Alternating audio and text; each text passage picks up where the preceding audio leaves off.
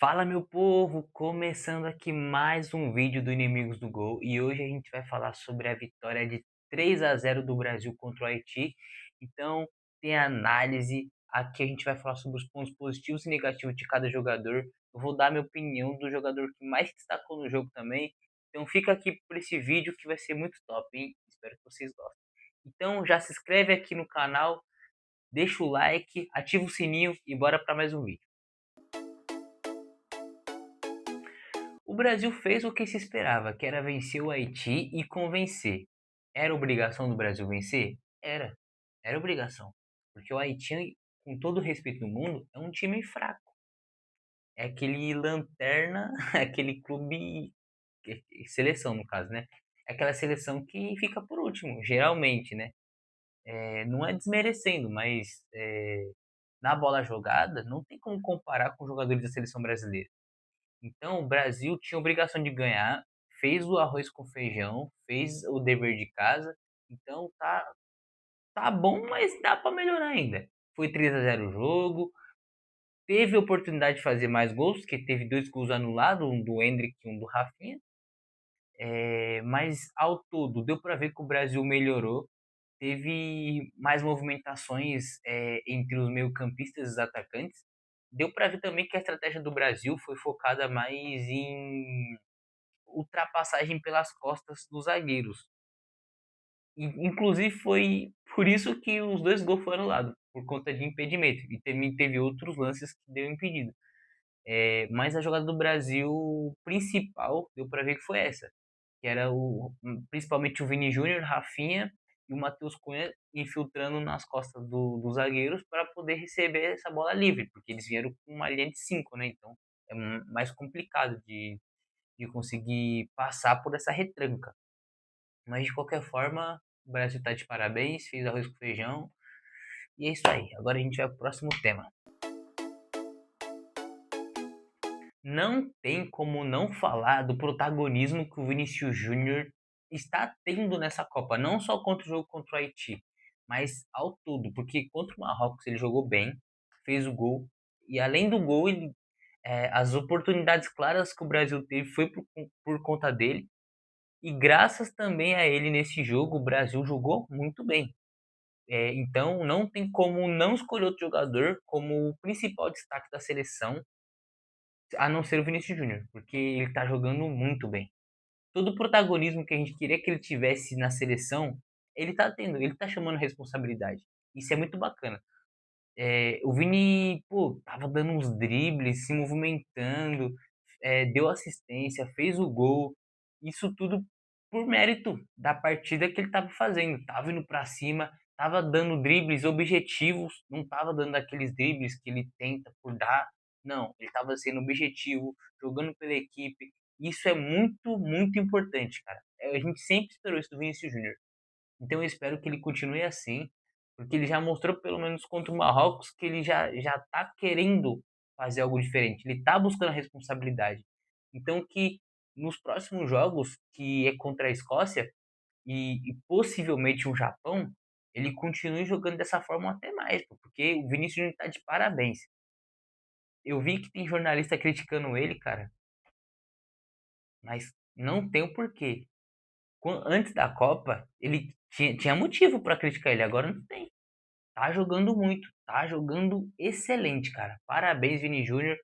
Você está jogando realmente como um camisa 10. Parabéns. Meu Deus, cara. O que o Paquetá jogou esse jogo? Tava armando, desarmando, correndo. Meu, que partida absurda que o Paquetá fez. Nossa, absurdo. Ó, ele tava jogando bem ofensivamente, defensivamente, se movimentando. Foi uma partida excelente. Ele estava em todas as partes do campo. Como o Brasil jogou se movimentando bastante, então ele foi essencial para esse jogo do Brasil. Inclusive, ele deu um passe que foi pro gol do Vini Júnior, que foi absurdo, absurdo. Paquetá, parabéns. Teve dancinha do Paquetá.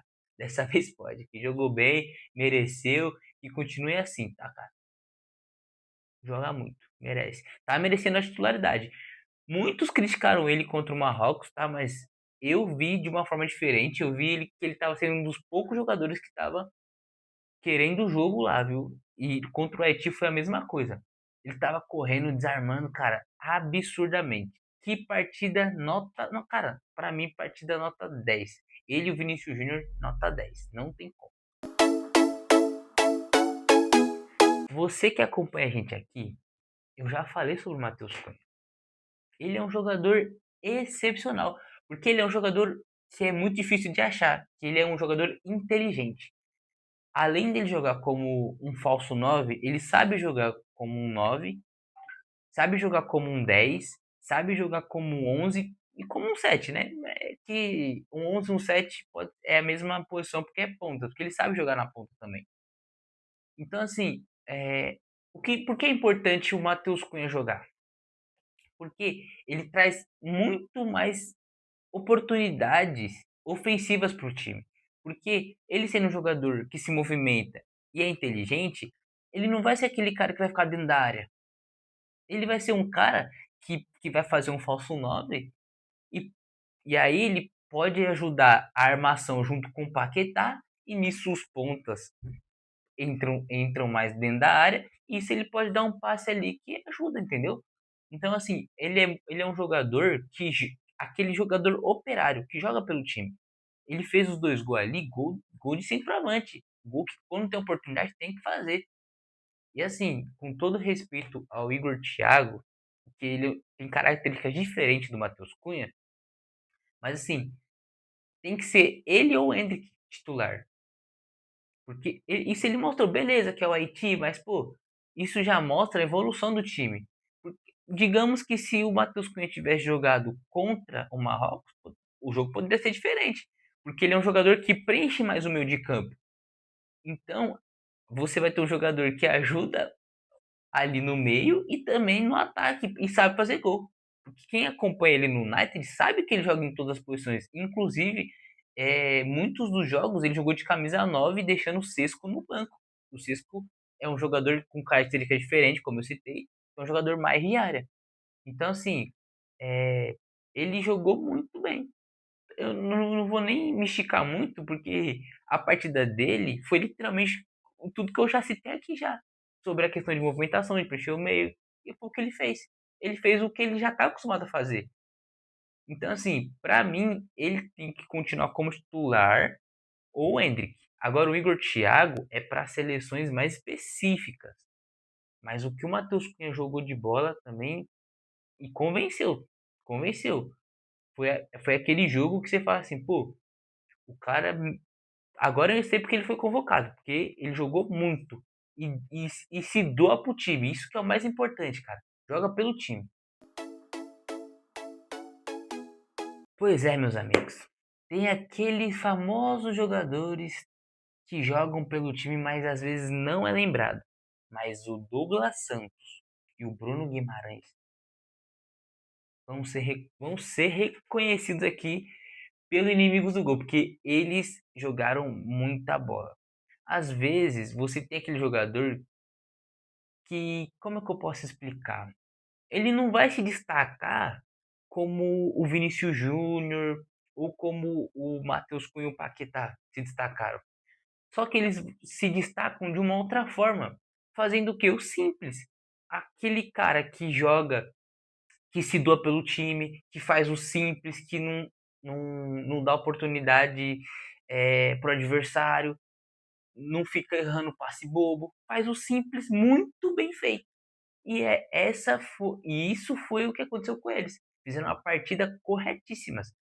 O Douglas Santos, é assim, beleza, é o Haiti, mas pô, quem criticou ele de não ir subir muito pro ataque contra o Marrocos foi porque o Hakimi tava deitando e rolando. Mas assim, contra o Marrocos, precisava subir. E ele foi e apoiou bastante no ataque, cara. Ele fez uma partida corretíssima, corretíssima. E muitos times que são campeões de Champions League, Libertadores, todos os times sempre tem aquele jogador que não é muito falado, mas ele faz o bem feito que agrada todo mundo. É aquele jogador que não vai ter os holofotes. Mas todo mundo sabe que sem ele, o time não é a mesma coisa. Então, assim, ele é aquele cara que faz a diferença sem aparecer muito. Isso que é bom. Porque o Douglas Santos, cara, jogou muita bola, muita bola. O Bruno Guimarães eu não vou nem falar, cara. Jogou muito ali no meio de campo, dando carrinho, dando passe, se movimentando. É... E, cara, não tem nem o que falar mais. Eles jogaram muito bem. Mas, assim, não vai ter o mesmo holofote que os outros jogadores, mas é isso.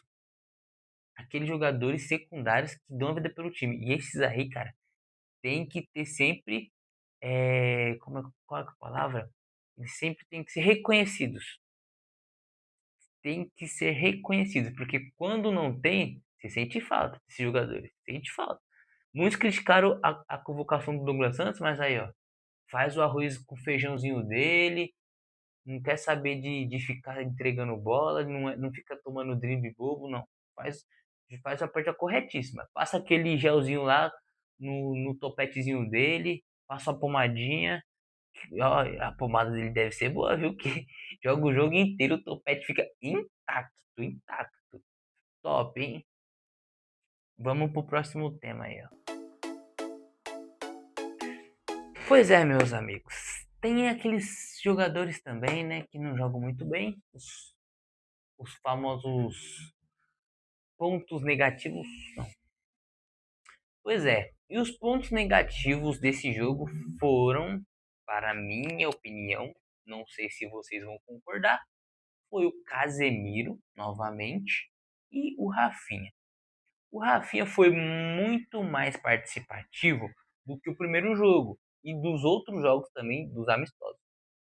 Porém, ele não é o mesmo Rafinha que a gente espera.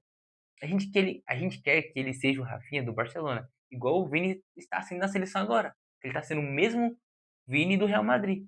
Só que o Rafinha ainda não chegou. É que o vídeo que eu tô gravando hoje é domingo. E saiu a notícia aí, né? Que ele tá com alguns problemas familiares. Isso interfere no jogador. Às vezes pode ser isso, ele tá passando por algum problema e não tá conseguindo é, colocar isso em campo, cara. E tá afetando o futebol dele. Acontece. Acontece. Não dá pra criticar o cara, a gente não sabe o que tá acontecendo. E ele também teve essa lesão aí, né? Que ele pediu pra sair. Então, assim, espero que ele venha se recuperar, resolva os problemas dele e volte a jogar o que a gente espera dele. Igual, eu vou dar um exemplo meio bobo, mas porque o canal chama inimigos do gol, né? Porque eu, quando jogo, eu perco muito gol. E aí, às vezes, quando eu tô jogando, aí um cara aleatório perde um gol. Aí eu falo assim: se fosse eu errando, vocês iam criticar. Aí falam assim: mas é porque a gente espera mais de você. Mas esperar muito, também esperar de mim também é loucura, né? Mas tudo bem. Mas é isso que a gente quer do Rafinha, cara. É um exemplo bobo, mas é isso.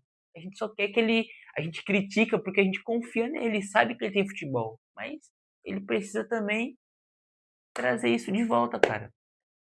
E é isso. Agora o Casemiro, beleza. Não tava andando em campo igual o último jogo, tá? Mas infelizmente não dá. Não dá, não dá, não dá. Tem um carinha no Twitter que eu acompanho que é o Ícaro Análise.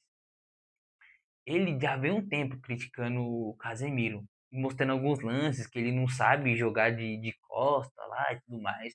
Eu não concordava muito com ele, não, mas depois desses últimos jogos aí, cara, eu acho que ele tem razão, hein? Porque, meu Deus, Casemiro não dá, cara, não dá, não dá, não dá. A gente pegar, assim, o Haiti não fez o Brasil sofrer tanto. Teve algumas oportunidades ali. O Alisson, quando foi exigido, defendeu, mas assim, o meio de campo sofreu um pouco. Se fosse um time mais qualificado ali, pode ser que o Brasil tivesse tomado gol, mas também pode ser que não. Só que assim, eu, na minha opinião, colocaria o Danilo no lugar do Casemiro, para ter o meio campo mais dinâmico. Mas enfim, não sei o que está acontecendo com o Casemiro. É aquele famoso fale menos, jogue mais. É isso que a gente espera dele. Porque até papagaio fala. Ficava falando em entrevista lá, e não quero saber de entrevista. Eu quero saber ele na bola jogada. Quero saber dele dando carrinho. porque no treino é um leão. Mas é isso aí. Vamos pro próximo tema. Surpresas. Pois é, meu amigo. As surpresas que a gente teve nesse jogo foram o Ederson e o Ender. O Ender que a gente já espera muito, né? E as surpresas que a gente teve desse jogo do Brasil e Haiti foram dois jogadores, na minha opinião, que foi o Endrick e o Ederson. Eita, meu Deus, olha aí o Cabo Verde fez mais um gol, pô, 2-2, jogaço aqui, tá? Eita lasqueira, que jogo. Não, na moral, Cabo Verde, meu amigo, tá jogando bola, tá? Empatou com a Espanha, que tem um timaço. E fazendo 2-2 com o Uruguai aqui, ó. Respeita, tá? Respeita. Só não vou mostrar aqui porque, né? Vai que eles cortam o vídeo aí bane o canal aí e moscou. Lascou tudo. Mas, ó, respeito, respeito. Nossa, cara. Top. Copa do Mundo é sensacional. Mas beleza. Surpresas. Ederson e Hendrick. O Hendrick a gente já tá acostumado, né? Mas, pô, o moleque é iluminado demais. Ele entrou e fez o gol, meu. Pena que tava uns centímetrozinhos assim impedido, pô. Mas aquela comemoração dele também é loucura, tá? Top. Ele é diferente. É... Mas também vou dizer assim que o Brasil, como no segundo tempo, sofreu um pouquinho, sofreu entre aspas, né? Do Haiti, e então não teve muitas movimentações, assim, o Brasil não ficou mais segurando o jogo, controlando o jogo ali, não quis atacar tanto assim. Então o Endrick não participou de muitos lances ofensivos, mas quando teve a oportunidade fez o gol, que é isso que a gente espera do atacante. Agora, o Ederson, meu amigo, entrou com disposição, entrou se apresentando, subia pro ataque, marcou bem, teve a chance de fazer um gol lá, mas sei lá que quando ele tropeçou. Mas ó, tá de parabéns. É isso que a gente espera quando o jogador tá com a camisa da seleção. Que o cara entre com vontade, com raça, cara. E ó, e não só isso, mas na questão de se mostrar à disposição dentro de campo, cara. Tava tocando e foi pro ataque, tava lá tentando fazer uma jogada, cara, diferente. E é isso que a gente espera. A gente sabe que o Danilo não é esse jogador que vai subir pro ataque, mas pelo menos a gente já sabe que tem uma opção ali também de jogar na lateral, que sabe marcar e se apresentar bem. Fora que quem acompanha o Ederson no Atalanta sabe que ele tem um passe muito bom, porque ele joga de volante também. E a conclusão é o quê? O Brasil jogou bem, mereceu vencer, só que o que acontece? Não. E a conclusão é o quê? O Brasil jogou bem, mostrou muita evolução, isso é importante. O Brasil está preparado para as próximas etapas, para enfrentar a Escócia, e também um ponto positivo para a partir do mata-mata. Então, assim, o Brasil tem que continuar com esse mesmo foco, com essa mesma evolução, mesmo que tá tendo essa evolução só dentro da Copa do Mundo, e já é um ponto positivo, que o Ancelotti também vem entender melhor o elenco dele. O Neymar já tá treinando, fez um treino já completo com o time, já vai ser relacionado contra a Escócia. Ele é um jogador que vai fazer muita diferença na seleção brasileira, então isso é muito importante. Então eu espero que o Brasil continue nessa crescente, continue nessa evolução, jogando com vontade, com raça, que o Endrick venha ter mais oportunidades, que o Casemiro venha melhorar, ou se não, dar oportunidade para quem está jogando melhor, que o Rafinha também venha se recuperar e que a gente venha ser hexa, né?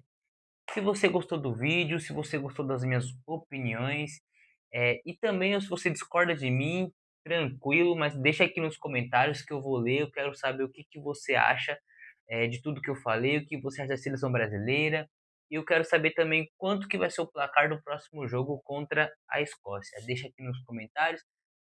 Aqui também está o nosso Instagram para você seguir lá, porque a gente sempre posta vídeos, novidades. Então, até o próximo vídeo.